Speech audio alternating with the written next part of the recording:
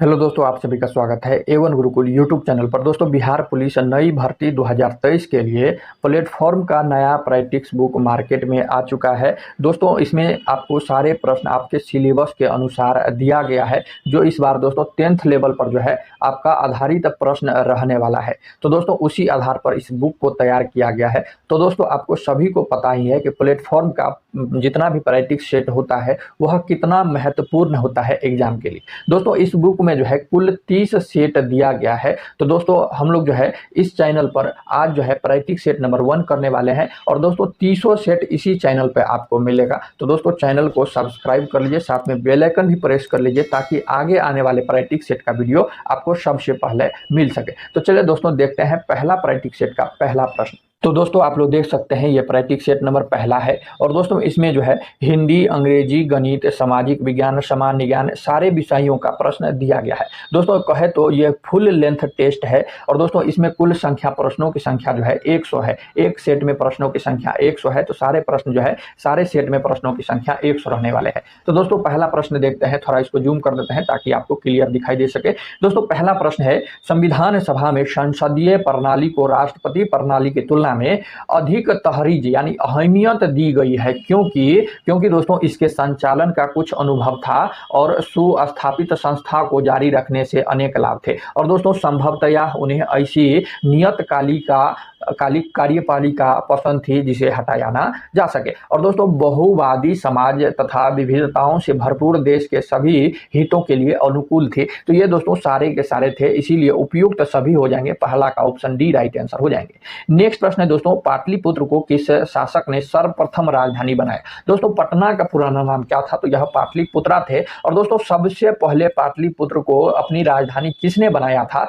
यह प्रश्न है। तो दोस्तों, यह जो है उदयन ने जो है सर्वप्रथम पाटलिपुत्र को अपनी राजधानी बनाया था। तो ऑप्शन ए जो है 2 नंबर का क्या हो जाएंगे, राइट आंसर हो जाएंगे। दोस्तों, जितना भी एक्स्ट्रा फैक्ट बताएंगे गौर से सुनते चलेंगे, याद करवाने की 100% गारंटी मेरी है। चाहे आप कुछ पढ़े हो या ना पढ़े हो, चाहे हिस्ट्री पॉलिटिक्स कुछ भी नहीं पढ़े हो, तो दोस्तों यहाँ पर समझाने का काम मेरा है और याद करवाने का भी काम मेरा है। कहे तो दोस्तों आप कमजोर छात्र है, तो दोस्तों इस 30 सेट से आप जुड़ जाइए। अगर आप 30 सेट से जुड़ जाते हैं तो दोस्तों हम आपको सारे चीजें मजबूत कर देंगे। ये हमारा 100% गारंटी है और दोस्तों आप 100% एग्जाम में जो है बेहतर स्कोर कर पाएंगे। ये हमारा दोस्तों आपसे चैलेंज है। दोस्तों, दूसरा प्रश्न था कि पाटलिपुत्र को सर्वप्रथम अपनी राजधानी किसने बनाया था? तो यह उदयन ने बनाया था। तो 2 नंबर का ऑप्शन ए जो है क्या हो जाएंगे, करेक्ट आंसर हो जाएंगे। और दोस्तों, उदयन जो है यह हर्यक वंश से संबंधित था। दोस्तों, हर्यक वंश का शासक था उदयन। तो आपको ध्यान रखना है, अगर आपसे पूछा जाए एग्जाम में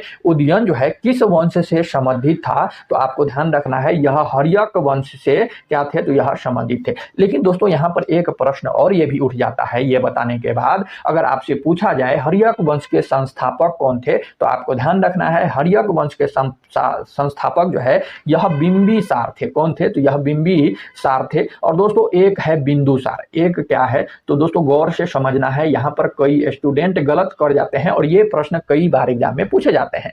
तो दोस्तों एक थे बिंबिसार, एक थे बिंदुसार। बिंबिसार जो है यह हर्यक वंश के संस्थापक थे, लेकिन यहाँ पर दोस्तों बिंदुसार जो है चंद्रगुप्त मौर्य का पुत्र था, जिन्होंने मौर्य वंश की स्थापना किया था। अगर दोस्तों मौर्य वंश की स्थापना किसने किया था, तो चंद्रगुप्त मौर्य ने, उसी का पुत्र था बिंदुसार। और दोस्तों ये बिंदुसार जो है यह मौर्य वंश से संबंधित है। तो दोस्तों आशा करते हैं आपको सारी चीजें क्लियर हो गया होगा। बिंदुसार जो है यह मौर्य वंश से संबंधित था, चंद्रगुप्त मौर्य का पुत्र था। और दोस्तों बिंदुसार जो है यह अशोक का पिताजी थे, अशोक के दोस्तों आप लोगों ने एंशिएंट हिस्ट्री में जरूर नाम सुने होंगे। तो दोस्तों अशोक जो है यह मौर्य वंश से संबंधित थे, इसी का पिता थे बिंदुसार। यहाँ पर दोनों प्रश्न जो है अलग अलग है और यहाँ पर कई स्टूडेंट गलत कर जाते हैं। बिंबिसार जो है यह हर्यक वंश के संस्थापक थे, बिंदुसार जो है मौर्य वंश का शासक थे।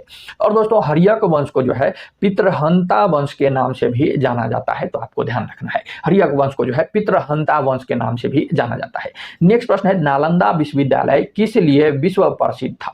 दोस्तों नालंदा विश्वविद्यालय जो है वह किस लिए विश्व प्रसिद्ध था? तो यह दोस्तों बौद्ध धर्म दर्शन के लिए जो है प्रसिद्ध था। ऑप्शन है क्या हो जाएंगे? सी राइट आंसर तीसरा का हो जाएंगे। और दोस्तों नालंदा विश्वविद्यालय की स्थापना आप लोग ध्यान रखेंगे कुमारगुप्त प्रथम ने किया था। किसने किया था? तो कुमारगुप्त प्रथम ने किया था। तो दोस्तों जितना भी कमजोर स्टूडेंट है आप हमारे इस चैनल से जुड़ जाइए दोस्तों, 100% गारंटी है आपका सारे चीजें हम यहाँ पर हिस्ट्री पॉलिटी एक साथ दोस्तों 2 महीना में कंप्लीट कर देंगे और दोस्तों आप जो है बेहतर स्कोर कर पाएंगे। दोस्तों मुख्यमंत्री किसके लिए जिम्मेदार नहीं है? तो दोस्तों मुख्यमंत्री जो है किसके लिए जिम्मेदार नहीं होता है? तो यह दोस्तों राज्य की सुरक्षा के लिए जिम्मेदार नहीं होता है मुख्यमंत्री। ऑप्शन 4 का क्या हो जाएंगे? सी राइट आंसर हो जाएंगे। और दोस्तों यह अगर पूछ दे कौन से अनुच्छेद के आधार पर सुरक्षा के लिए उत्तरदायी नहीं होता है, तो यह ध्यान रखना है दोस्तों, यह भारतीय संविधान के अनुच्छेद 355 के आधार पर राज्य की सुरक्षा के लिए संघ सरकार जो है उत्तरदायी होता है। कौन उत्तरदायी होता है? तो संघ सरकार जो है अनुच्छेद 355 के आधार पर उत्तरदायी होता है। लेकिन दोस्तों मुख्यमंत्री जो है राज्य की सुरक्षा के लिए जिम्मेदार नहीं होता है। तो 4 नंबर का सी ऑप्शन जो है करेक्ट आंसर हो जाएंगे।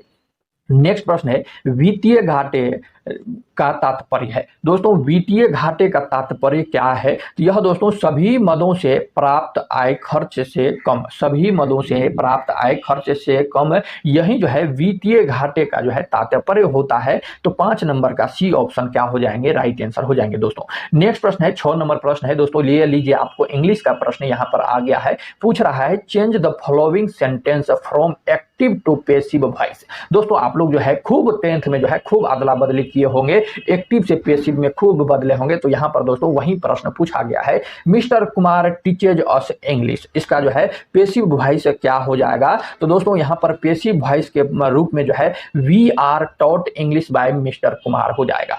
तो आप लोग जो है सही ऑप्शन जो है ए राइट आंसर लगाए होंगे, यह उम्मीद करते हैं, और ए ऑप्शन जो है सभी का राइट आंसर है भैया। नेक्स्ट प्रश्न है 7वां नंबर भी प्रश्न है भैया, इंग्लिश का ही प्रश्न है। तो यहां पर choose the correct suffix to complete the word in the given sentence. यहां पर दोस्तों सफिक्स को कंप्लीट वर्ड जो है गिवन सेंटेंस में चूज करना है।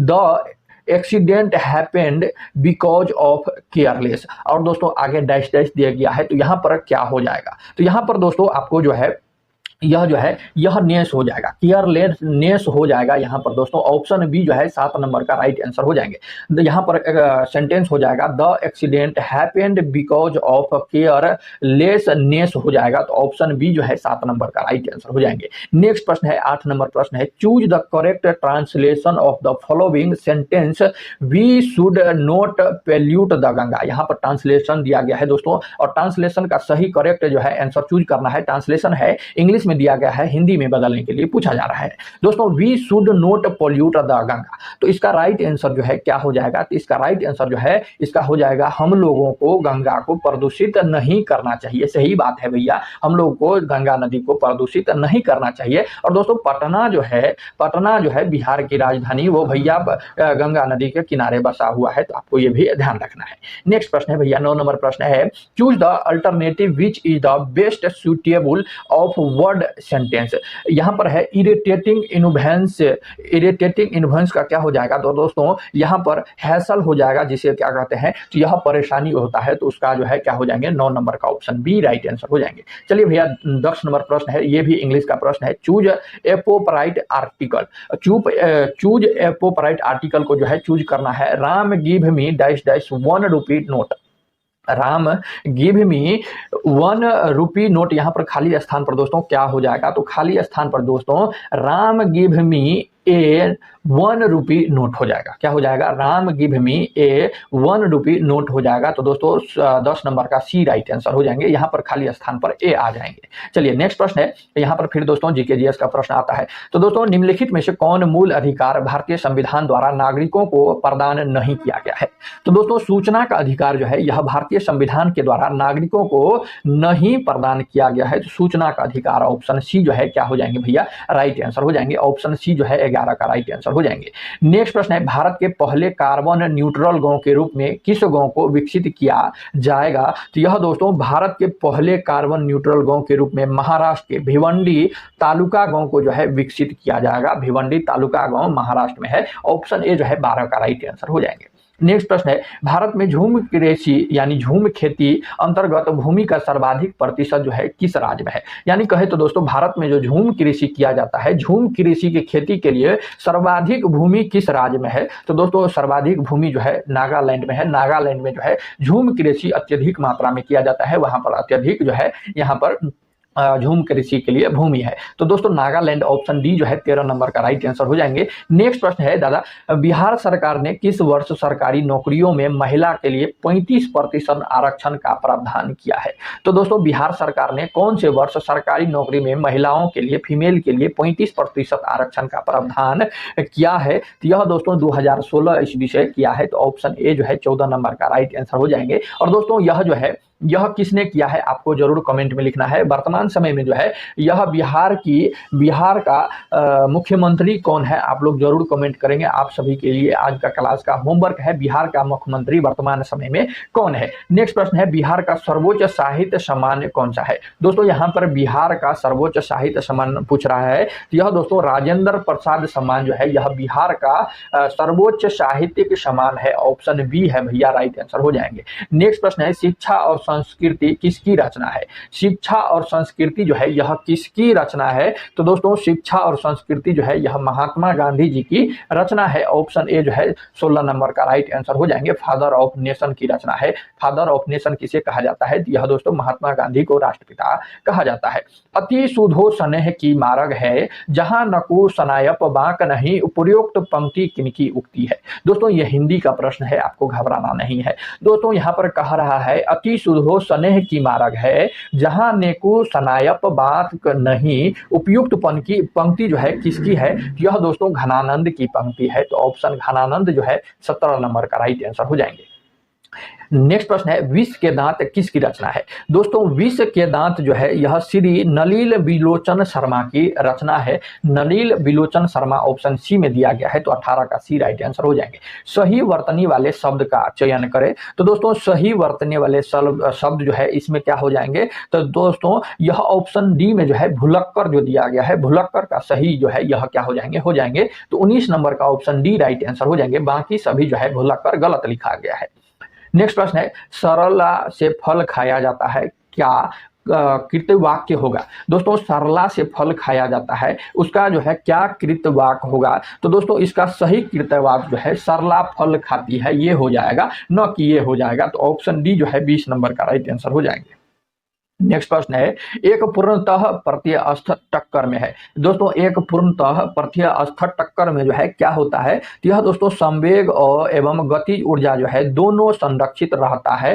तो संवेग और गतिज ऊर्जा दोनों जो है यह संरक्षित रहता है एक पूर्णतः प्रत्यस्थ टक्कर में। ये दोस्तों फिजिक्स का भौतिक का प्रश्न है। तो दोस्तों आपको ध्यान रखना है, ऑप्शन बी राइट आंसर हो जाएंगे। नेक्स्ट प्रश्न है, 22 नंबर प्रश्न है, जब हम रबर के गद्दे, 22 नंबर प्रश्न था दोस्तों, यहाँ पर थोड़ा 22 नंबर प्रश्न है दोस्तों, जब हम रबर के गद्दे वाली सीट पर बैठते हैं, जब हम गद्दे वाली सीट पर बैठते हैं, जब गद्दे पर लेटते हैं तो उसका आकार परिवर्तित हो जाता है, ऐसे पदार्थ में पाई जाती है। दोस्तों तो ऐसी पदार्थ में जो है क्या पाई जाती है? तो यह दोस्तों स्थितिज ऊर्जा पाई जाती है। क्या पाई जाती है? तो स्थितिज ऊर्जा जो है यह पाई जाती है, पोटेंशियल एनर्जी पाई जाती है। तो ऑप्शन बी जो है 22 नंबर का राइट आंसर हो जाएंगे। नेक्स्ट प्रश्न है, व्यक्ति अपनी दाढ़ी बनाने के लिए जिस दर्पण का प्रयोग में लाता है वह कौन सा दर्पण होता है? दोस्तों व्यक्ति यानी कि आप लोग जो है दाढ़ी बनाते हैं, वह कौन से दर्पण में देखकर अपनी दाढ़ी बनाते हैं? तो वह भैया अवतल दर्पण होता है। तो ऑप्शन बी जो है 23 नंबर का क्या हो जाएंगे? राइट आंसर हो जाएंगे। नेक्स्ट प्रश्न है,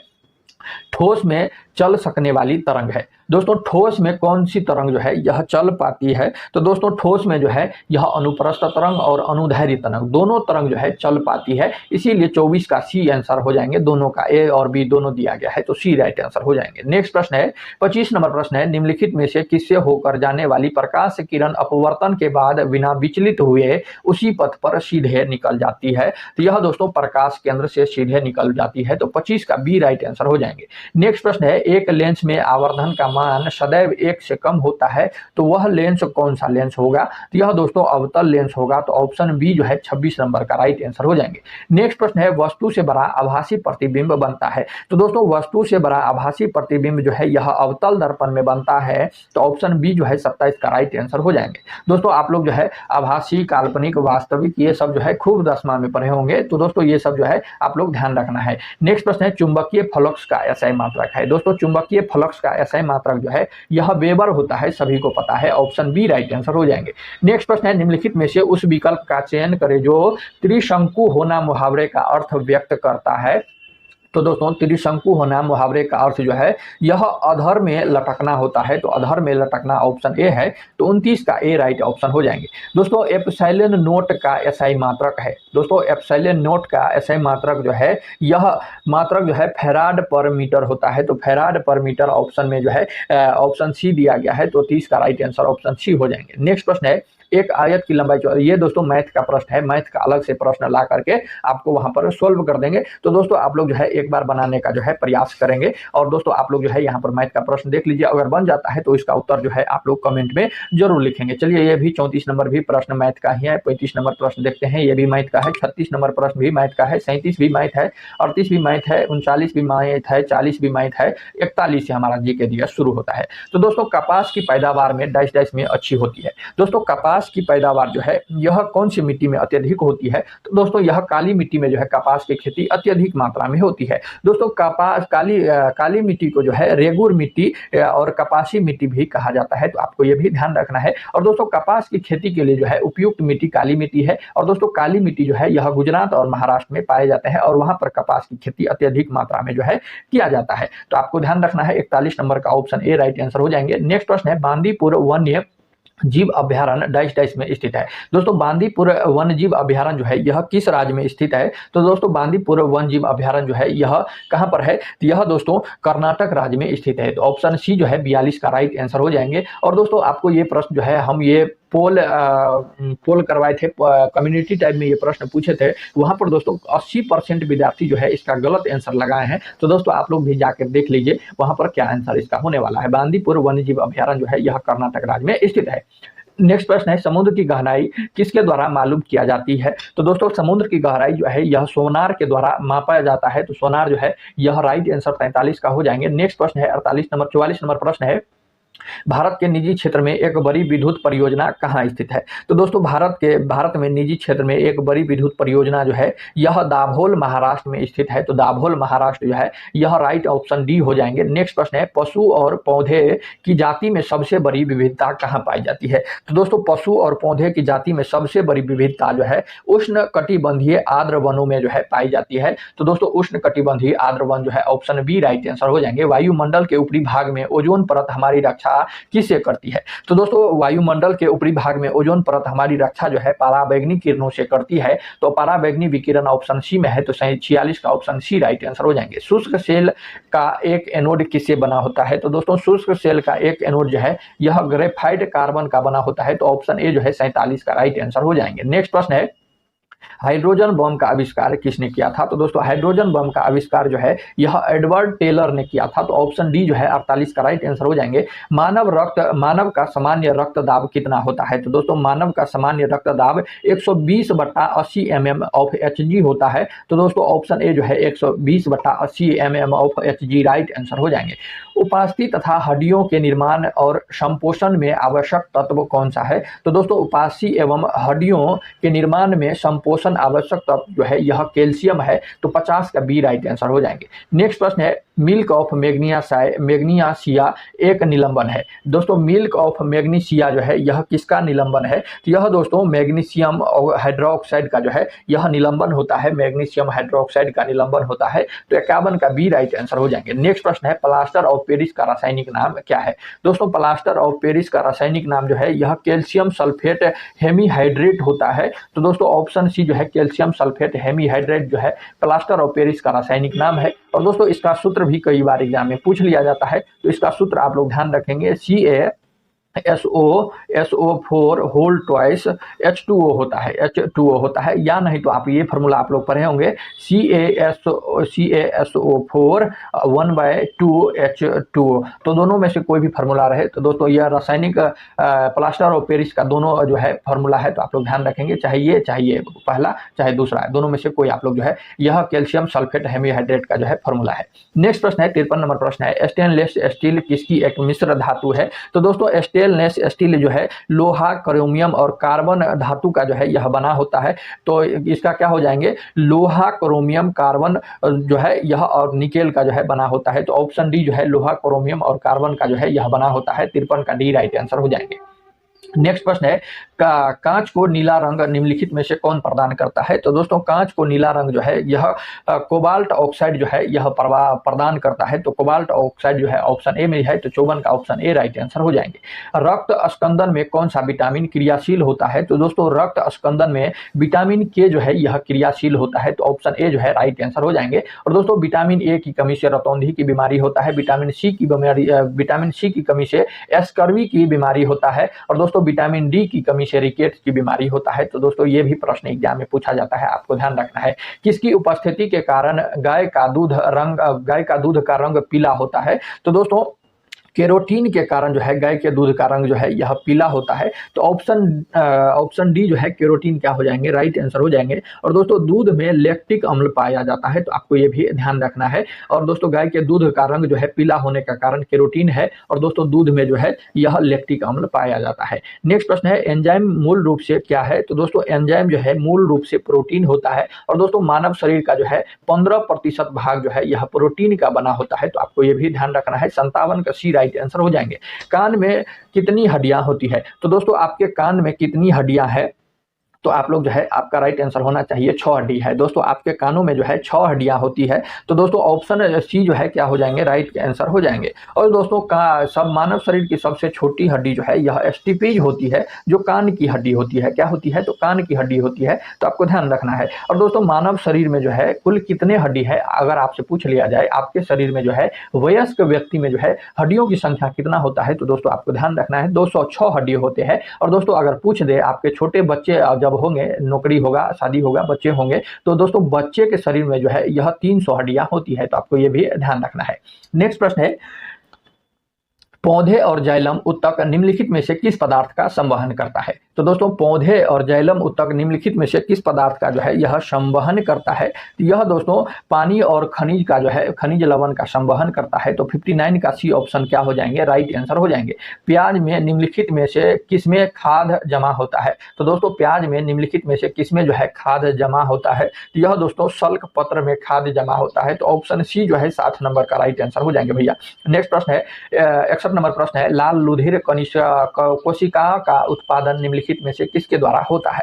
तो दोस्तों लाल रुधिर कोशिका का निर्माण जो है यह अस्थि मज्जा के द्वारा होता है। तो अस्थि मज्जा ऑप्शन सी है। तो 61 का सी राइट आंसर हो जाएंगे। नेक्स्ट प्रश्न है उपभोक्ता शोषण के प्रमुख कारण है। दोस्तों उपभोक्ता शोषण के प्रमुख कारण जो है सूचना का अभाव, वस्तुओं की सीमित आपूर्ति, उपभोक्ताओं की अज्ञानता, ये सभी हो जाएंगे। तो 62 का ऑप्शन डी राइट आंसर हो जाएंगे। रॉलेट एक्ट के विरोध में किसने लगान न देने का आंदोलन चलाने का सुझाव दिया था? तो यह दोस्तों सुझाव जो है यह स्वामी श्रद्धानंद ने जो है यह दिया था। तो स्वामी श्रद्धानंद 63 का राइट आंसर ऑप्शन डी हो जाएंगे। नेक्स्ट प्रश्न है किसने खिलाफत आंदोलन को हिंदुओं और मुसलमानों की एकता के एक ऐसे अवसर के रूप में देखा जो 100 वर्षों में भी पुनः प्रस्तुत नहीं होगा? तो यह दोस्तों किसने देखा है? तो यह महात्मा गांधी जी ने देखा था। ऑप्शन सी जो है 64 का क्या हो जाएंगे, राइट आंसर हो जाएंगे। 14 जुलाई 1942 को वर्धा में महात्मा गांधी ने कांग्रेस की कार्यकारिणी समिति में अपने भारत छोड़ो आंदोलन का चर्चा की। तब उस समिति के अध्यक्ष कौन थे? तो उस समिति के अध्यक्ष जो है उस समय अब्दुल कलाम आजाद जी थे। तो ऑप्शन बी जो है 65 का राइट आंसर हो जाएंगे। नेक्स्ट प्रश्न है निम्नलिखित में से किस सुल्तान ने कुतुब मीनार की 5वीं मंजिल का निर्माण कराया? तो दोस्तों कुतुब मीनार की 5वीं मंजिल का निर्माण जो है फिरोज शाह तुगलक ने किया था। तो फिरोज शाह तुगलक ने जो है ऑप्शन सी राइट आंसर हो जाएंगे। और दोस्तों फिरोज शाह के तुगलक के दरबार में जो है 1,80,000 दास रहते थे। और दोस्तों दास के रखरखाव के लिए अलग से इन्होंने जो है यह व्यवस्था किया था। तो ये भी प्रश्न पूछा जाता है, तो आपको ध्यान रखना है। ख्वाजा मोइनुद्दीन चिश्ती किसके शिष्य थे? तो दोस्तों ख्वाजा मोइनुद्दीन चिश्ती जो है यह ख्वाजा उस्मान हुरानी के शिष्य थे। तो दोस्तों ख्वाजा उस्मान हिरानी ऑप्शन सी में है, तो 67 का सी राइट आंसर हो जाएंगे। एल्बम डिवाइन टाइड्स के लिए ग्रैमी अवार्ड 2023 किसने जीता है? यह दोस्तों अवार्ड जो है रिक्की केज ने जीता है। तो Ricky Kej option B. Next प्रश्न है, निम्नलिखित में से अम्बेरबुश मैन की उत्पत्ति कहाँ मानी जाती है? यह दोस्तों स्वीडन में 1809 ईस्वी में मानी जाती है। तो दोस्तों 69 का ऑप्शन बी राइट आंसर हो जाएंगे। बाल्कन प्लान किससे संबंधित है? तो दोस्तों बाल्कन प्लान जो है भारत विभाजन योजना से संबंधित है। तो ऑप्शन बी जो है भारत विभाजन योजना, ऑप्शन बी राइट आंसर हो जाएंगे। महिलाओं की 68 किलोग्राम वर्ग में एशियाई कुश्ती चैंपियनशिप में रजत पदक किसने जीता है? तो यह दोस्तों निशा दहिया ने जो है यह पदक जीता है। तो Nisha Dahiya option B right answer हो जाएंगे। आपका बैंक आपके द्वारा किस बैंक की टैगलाइन है? तो यह दोस्तों इंडिया पोस्ट पेमेंट बैंक का जो है टैगलाइन है। तो India post payment bank option D है। तो 72 का डी ऑप्शन राइट आंसर हो जाएंगे। नेक्स्ट प्रश्न है, किस वर्ष मुंबई में पहली भारतीय कपड़ा मिल स्थापना हुई थी? तो दोस्तों यह 1854 ईस्वी में मुंबई में जो है पहली भारतीय कपड़ा मिल जो है स्थापना हुई थी। तो दोस्तों ऑप्शन डी जो है 1854 राइट आंसर हो जाएंगे। चीन से तिब्बत पर कब पूर्ण रूपेण कब्जा किया? यह दोस्तों 1959 ईस्वी में जो है पूर्ण रूपेण जो है चीन ने तिब्बत पर कब्जा कर लिया। ऑप्शन ए राइट आंसर हो जाएंगे। राज्य के नीति निर्देशक तत्व को आयरलैंड के संविधान ने किस देश से ग्रहण किया है? किस देश से ग्रहण किया है? तो यह दोस्तों स्पेन से ग्रहण किया है। तो 75 का ऑप्शन सी राइट आंसर हो जाएंगे। निम्न में से किसने प्रधानमंत्री को राज्य की नौका का कप्तान कहा है? तो यह दोस्तों मुनरो ने प्रधानमंत्री को राज्य की नौका का कप्तान कहा है। तो दोस्तों मुनरो जो है क्या हो जाएंगे? राइट आंसर 76 का ऑप्शन ए हो जाएंगे। भारत माता किस कवि की रचना है? तो दोस्तों भारत माता सुमित्रानंद पंत की रचना है। तो ऑप्शन सी जो है 77 का राइट आंसर हो जाएंगे। तत्कालीन का जो है संधि विच्छेद क्या हो जाएगा? तो दोस्तों का संधि विच्छेद जो है तत्जोरलीन होता है। तो दोस्तों तत्जोरलीन जो है ऑप्शन ए जो है राइट आंसर हो जाएंगे। हिंदी का प्रश्न है, किसी की हंसी उड़ाना वाक्यांश के लिए उपयुक्त शब्द है। दोस्तों किसी का हंसी उड़ाना वाक्यांश का सही अर्थ जो है क्या हो जाएगा? यह दोस्तों उपहास हो जाता है। कहा जाता है कि किसी का हंसी उड़ाना नहीं चाहिए, उपहास नहीं करना चाहिए। तो दोस्तों आपको इस तरह से ध्यान रखना है। 79 का ऑप्शन बी राइट आंसर हो जाएंगे। नेक्स्ट प्रश्न है, दिए गए वाक्य से संबंधित अशुद्धियां हैं। तो दोस्तों दिए गए वाक्य है, मैं रविवार के दिन तुम्हारे घर जाऊंगा। तो दोस्तों यह संज्ञा संबंधी जो है अशुद्धियां है, गलत है। यहाँ पर जो है मैं रविवार को जो है को दिन तुम्हारे घर जाऊंगा, ये राइट आंसर हो जाएगा। तो यहाँ के जगह को हो जाएगा। तो यहाँ संज्ञा क्या है? गलत दिया गया है। तो ऑप्शन बी जो है संज्ञा राइट आंसर हो जाएंगे। भारत में विश्व के कितने प्रतिशत आबादी जो है यह निवास करती है? तो यह दोस्तों 17.5% जो है भारत में विश्व के जो है आबादी निवास करती है। तो 81 का बी राइट आंसर हो जाएंगे। मेजनी का संबंध किस संगठन से था? तो दोस्तों मेजनी का संबंध जो है यह कर्बोनरी संगठन से था। तो कर्बोनरी संगठन ऑप्शन ए है। तो 82 का राइट आंसर ऑप्शन ए हो जाएंगे। गोरीबाल्डी पेशे से क्या था? तो दोस्तों गोरीबाल्डी जो है पेशे से नाविक था। तो ऑप्शन बी जो है गोरीबाल्डी राइट आंसर ऑप्शन बी हो जाएंगे। निम्न में से कौन डायमंड लीग ट्रॉफी जीतने वाले पहले भारतीय एथलीट है? तो यह दोस्तों नीरज चोपड़ा है। नीरज चोपड़ा ऑप्शन डी है। तो 84 का डी ऑप्शन हो जाएंगे। 16वां आईपीएल संस्करण का खिताब किस टीम ने जीता है?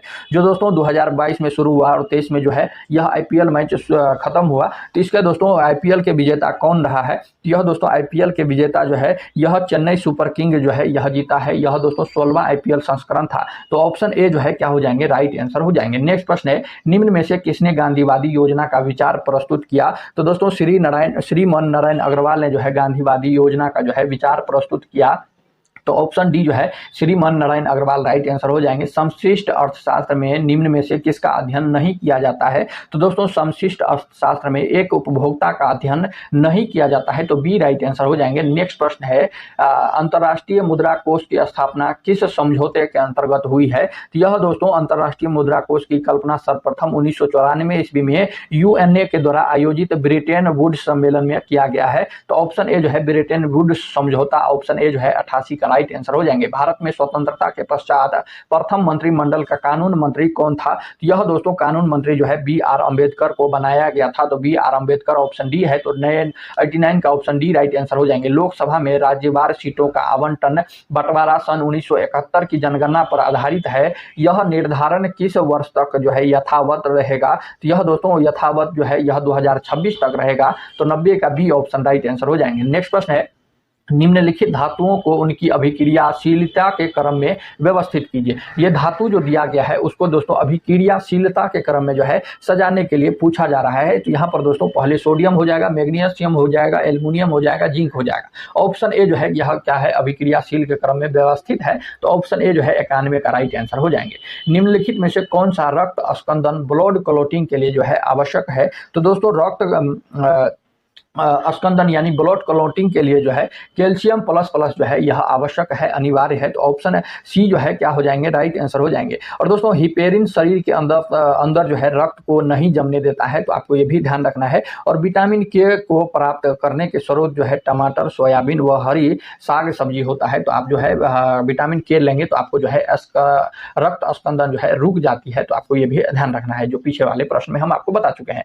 नरेगा और मनरेगा का नाम कब दिया गया? तो दोस्तों नरेगा और मनरेगा का नाम जो है 2 अक्टूबर 2019 को किया गया था। तो 2 अक्टूबर 2009 जो है दोस्तों 2009 है, 19 नहीं है। तो ऑप्शन सी जो है क्या हो जाएंगे, 93 का सी ऑप्शन हो जाएंगे। जीवन का आधारभूत पदार्थ फंडामेंटल सब्सटेंस माना जाता है। तो दोस्तों जीवन का आधारभूत पदार्थ जो है यह जीवन द्रव्य होता है। तो ऑप्शन डी जो है 94 का राइट आंसर हो जाएंगे। प्रकाश संश्लेषण यानी फोटोसिंथेसिस की दर सबसे अधिक होती है। तो दोस्तों फोटोसिंथेसिस जो है सबसे अधिक जो है लाल रंग में होता है। तो ऑप्शन सी जो है प्रकाश संश्लेषण लाल रंग में सबसे अधिक होता है। तो 95 का सी ऑप्शन राइट आंसर हो जाएगा। नेक्स्ट प्रश्न है, इंग्लिश का प्रश्न है दोस्तों। Select the option that can be used as a one word suitable for the given group of word, यानी vertebrate animal that crawl on the ground. तो यह दोस्तों रेप्टाइल हो जाएगा। तो रेप्टाइल यानी कि रेंगने वाला जंतु हो जाएगा। तो 96 का ऑप्शन डी राइट आंसर हो जाएंगे। नेक्स्ट प्रश्न है 97 नंबर प्रश्न है,